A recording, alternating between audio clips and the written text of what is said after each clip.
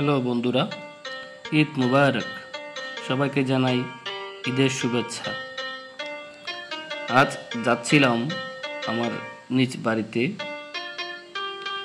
তো যাওয়ার পথে কর্ণফুলী সেতুর উপর দাঁড়িয়ে আছি। মনে করলাম একটু প্রকৃতির দৃশ্য আপনাদেরকে দেখাই। তো এই কর্ণফুলী নদী নিয়ে যদি বলতে যাই,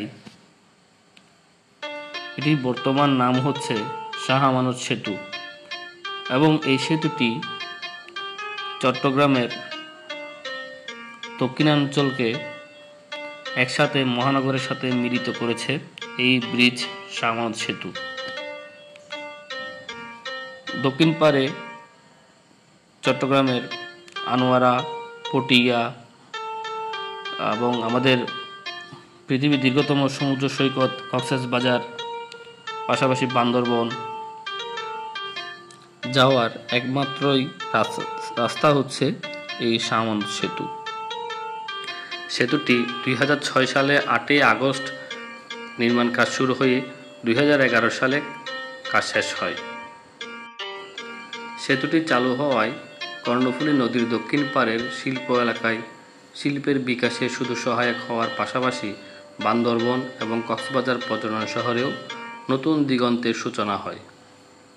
আমি একটু জুম করে দেখানোর চেষ্টা করছি। এটা হচ্ছে শিকলবাহা বিদ্যুৎ উৎপাদন কেন্দ্র।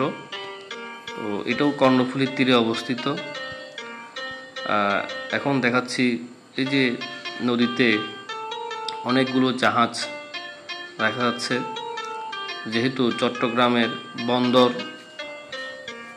তাও কিন্তু আপনার এই কর্ণফুলীর তীরেই অবস্থিত। এই চট্টগ্রাম বন্দরে প্রতিদিনই অনেক জাহাজ বিভিন্ন দেশ থেকে আসে, আমদানি রপ্তানি সব এই বন্দর থেকে হয়ে থাকে। তো এই পাশে হচ্ছে চট্টগ্রাম বন্দর, যদিও বা অনেক দূরে, একটু দেখানোর চেষ্টা করছি।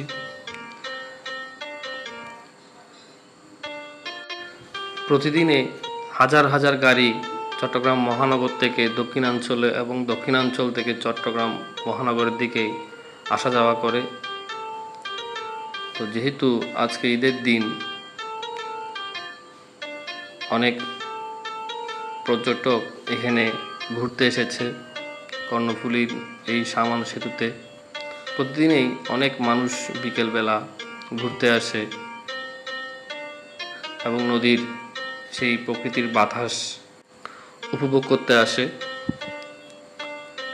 এই কর্ণফুলীর তীর ঘেঁষে চট্টগ্রামের সবচেয়ে বড় মাছের আড়ত ফিশারি ঘাট অবস্থিত, তাও এই কর্ণফুলীর তীরে, যেখানে প্রতিদিন সকালে ভোর সূর্য উদয় থেকে শুরু করে সকাল 9টা-10টার মধ্যেই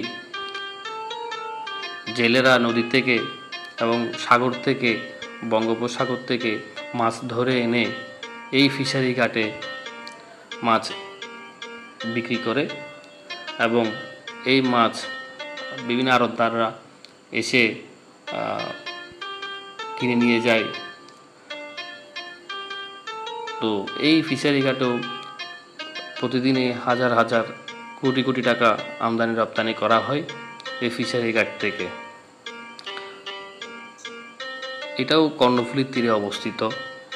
তো এই চট্টগ্রামের এই কর্ণফুলী সেতু বা এই কর্ণফুলী নদী আমাদের জন্য অনেক বিরাট ভূমিকা পালন করছে, দেশকে এগিয়ে নিয়ে যাচ্ছে। তো আজ এই পর্যন্ত। যদি ভিডিওটি ভালো লেগে থাকে শেয়ার করতে ভুলবেন না। ধন্যবাদ সবাইকে।